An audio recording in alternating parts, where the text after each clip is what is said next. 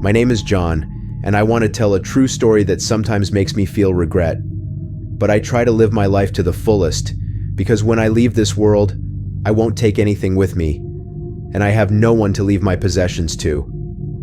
It all began in my childhood. Unfortunately, my mother passed away when I was 6 years old, and my father abandoned us shortly after. Of course, I suffered greatly from his departure, even losing myself in alcohol and making poor decisions during my youth. During my childhood, I was always afraid that one of the men my mother brought home might harm me. Fortunately, that never happened. After my father left us, my mother tried to work to support us, but her depression gradually made her lose the will to live, and she began drinking and going out with strangers she had intimate relationships with. One of my aunts always helped me. She provided me with an education and food money. This older woman, who never had children, took care of me and brought me to live with her. One day my aunt came to pick me up from school and told me my mother was in the hospital. It seemed like something serious had happened. They informed us that a failed abortion attempt had left her very ill and on the floor. She passed away a few days later. From that moment on, my aunt took full care of me. This happened when I was about 6 years old. Over time, I learned to respect my aunt even more than my own mother. Despite never lacking love, the debts increased, and my aunt couldn't handle everything. At the age of 7, I started helping my aunt at a hamburger joint that belonged to my grandfather. In school, my classmates made fun of me because sometimes they came to eat with their families at the hamburger joint where I worked. This affected me greatly, and I became a serious and unsociable person. One day, a classmate named Fernando invited us to his birthday party. I was very excited because, finally, someone had included me. I asked my aunt for permission, who happily agreed, and we went to buy a gift for my classmate. We decided to close the hamburger joint that day so I could go to the party and have fun with the other kids. When we arrived at the party, the place was wonderful, with games, clowns, lots of food, and fun. It seemed like a dream. I never thought I could live it. When I went to talk to Fernando, he welcomed me well. However, as soon as my aunt turned around, the other kids started laughing at me. I decided to ignore the provocations and continue enjoying the party. About an hour later, Fernando told me I couldn't eat everything on the table because the gift I gave him was trash. He threw it on the ground and stomped on it until it broke. The other kids started laughing and saying terrible things, such as that my clothes smelled like fried food and that my mother would have preferred to die than stay with me. At that moment, I started crying, not understanding why they were so cruel to me. An employee who saw everything consoled me, saying the kids were very cruel. But Fernando started yelling for help from his parents, saying the employee had yelled and wanted to hit them. When Fernando's father arrived, he began yelling at the employee, who attempted to defend himself, only to face dismissal in front of everyone, eliciting laughter from both him and me. My aunt arrived a few minutes later and took us home. On the way, I couldn't stop crying and asking God to make our lives different. That event marked my life forever, turning me into a very resentful and envious person. Time passed, and we continued working at the hamburger joint. Thank God, we always had many customers. The incredible part of the story happened when I was 15 years old and studying at a school near home. In the afternoons, I dedicated myself to the hamburger joint. One day after classes, my aunt allowed me to go to a party with some friends. When we arrived at the party, we were surprised to see a huge house with a beautiful garden and pool. There was a lot of food and music. The friend who invited us warmly greeted us and told us we could eat and drink whatever we wanted. While swimming in the pool, I asked my friend why his parents were so successful. He told me that both of them were lawyers with many lucrative businesses. This frustrated me a lot, realizing that there were people with so many resources while my aunt and I worked day and night just to survive. We left the party around 11 p.m., and on the way back home, I thought about how unfair life could be. I never had a party like that for my birthdays. Sometimes, I only received a cake, and other times, not even that. When we arrived at the hamburger joint, I saw my aunt was dealing with many customers and ran to help her. We finished the day's sales around 2 a.m. My aunt told me that as punishment for being late, I had to close the place by myself while she went to rest. I agreed without a problem and started cleaning the place. During all this time, I couldn't stop thinking about the party and the differences in our lives. Suddenly, a man appeared at the hamburger joint. He was an ordinary man with gray hair and dark skin. His voice was relaxing but firm. The man asked me if there was still food. I replied no, but when I checked, I found some meat and cheese. I made a hamburger and gave it to him, along with a drink on the house. The man asked me to sit with him because he wanted to talk about some things. I told him I couldn't because I needed to close, but he insisted. I walked to the table and sat down. He asked me if I was worried about the time. Suddenly he made a gesture, and the clock on the wall stopped at 3 a.m. I looked around and saw that everything seemed to have stopped, as if time had frozen. The man told me he understood the injustices I had faced and could help me have the life I always wanted. He offered me the biggest hamburger joint in the city, a business with many employees and a lot of money, but in exchange, I had to give him my soul and the life of the person closest to me, my aunt. At first I refused, but the man convinced me, saying that with the money I would generate, I wouldn't need my aunt. Finally, I accepted the pact. At that moment, I didn't know how much my life would change forever, or how much I would regret this decision. The man explained that I had to choose 5 people whose souls I would give him. I agreed, and suddenly everything returned to normal. In the following days, I carefully thought about who those people would be. I remembered how Fernando mocked me at his birthday party, and I decided he would be one of them.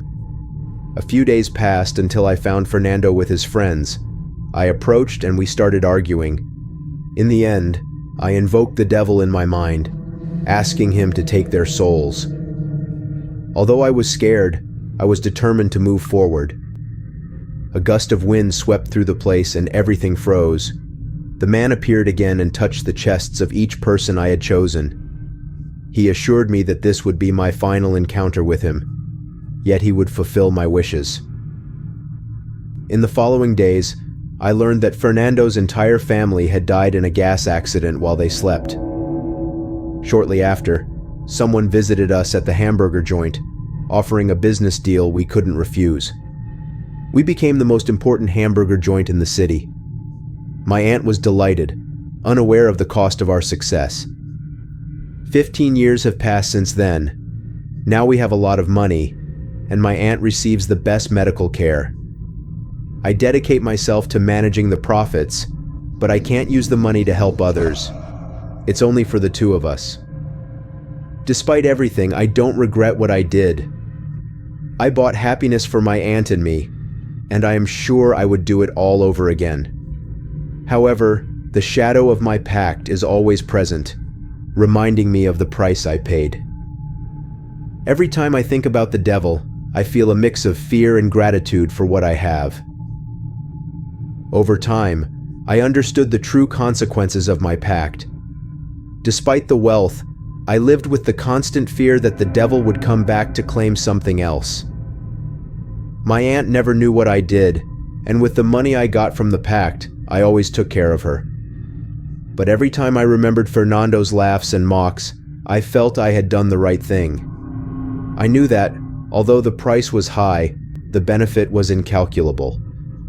But was it really worth it? One night, while closing the hamburger joint, the man appeared again. This time, his demeanor was serious. He told me that my time was running out, and I had to prepare to pay the final price. Fear invaded me, but I tried to stay calm. I knew there was no turning back, and I had to accept the consequences of my actions. He offered me one last chance to repent and free my soul, but at a very high cost. I had to sacrifice everything I had gained and live the rest of my life in poverty. I faced the man with courage, ready to accept my fate. I asked him what I had to do to protect my aunt and the people I cared about. The man looked at me coldly and said it was too late to change my fate. He offered me one last chance to repent and free my soul, but at a very high cost. I had to sacrifice everything I had gained and live the rest of my life in poverty. I knew I had no other choice, so I accepted his offer. While they were present, his parents concocted the notion that I was stalking him in an attempt to attack him. At that moment, Fernando's father grabbed my arm and dragged me away, saying I should never approach his son again. He then punched me in the stomach, making me fall to the ground. Gathering all my faith, I invoked the devil in my mind, believing that I possessed the souls they sought. Fernando's mother and sister continued to provoke me while I was trying to take him inside the house. All my strength and faith, I asked the devil to take those poor people's souls. Suddenly, a strong gust of wind swept through the place, making time and the people around it seem frozen. While I heard laughter in the background, the environment became still. When I looked, I recognized the same mysterious man from the last time. He explained that the original agreement was for 5 souls, but now I had 6, and he was willing to accept all of them in exchange for something else. Making that decision wasn't difficult. Everything was ready to grant my wishes. In addition to business success, I wanted the intelligence and wisdom to deal with all the money and success I would have in the future. The man approached the people standing there and, with his right hand, touched their chests while pronouncing some words that appeared to be in Latin. After a few seconds, he gazed directly at me, promising to grant my wishes from that moment on, marking the last time I would see him personally. But there was a catch. Only my aunt and I could benefit from this wealth, as after my death, all material possessions would vanish and remain uninherited. I didn't care about that condition at the time, and I accepted it without problems because I was too young to consider having a wife or children. After we shook hands, the man disappeared before my eyes, and everything returned to normal. Fernando's parents insulted me, and he went inside the house. I left the place without saying anything. A few days later, I learned that Fernando's entire family had died due to a gas leak while they slept and never woke up again. After that, someone visited us at the hamburger joint, offering a business deal we couldn't refuse. That's how we became the most important hamburger joint in the city. 15 years have passed, and now we have a lot of money. My aunt faces health problems but receives the best medical care in the country. Despite my dedication to managing the profits, I find it difficult to use that money to assist others. Although I don't regret the well-being I could give to my aunt, I often reflect on my life and can't help but feel deep regret for the decisions I made. Life has treated me harshly, and the impulsive decisions of my youth led me down a path of pain and suffering. If I could go back to the past, I wouldn't let envy and greed take hold of me. I wouldn't accept the pact that sealed my fate and destroyed everything I truly loved. All these years, loneliness has been my only companion. Without friends or family, my existence has become a constant reminder of my mistakes. Every time I hear someone talk about pacts with the devil, I feel a shiver run down my spine. Fear returns like a persistent shadow, reminding me of the price I paid for my excessive ambition. I see young people looking for shortcuts to happiness and success, and I am filled with terror at the thought of the consequences they might face. I have accepted the fate of dying alone. I understand that I have no chance of salvation and that my days are limited. The house I live in is a reflection of my soul, dark, empty, and full of ghosts from the past. Every night, I go to bed, hoping to find peace in eternal sleep. But until that day comes, I will live with the remorse of my actions and the constant fear that the devil will come to claim what is his. I really hope you liked this tale. I am thrilled to share these stories with you. Share this video with others so that we can keep growing and more stories can reach more people. Kindly provide your thoughts and experiences in the comments section. It will aid in my further development. If you liked the video, don't forget to hit the subscribe button. Many thanks, and I hope to see you again soon.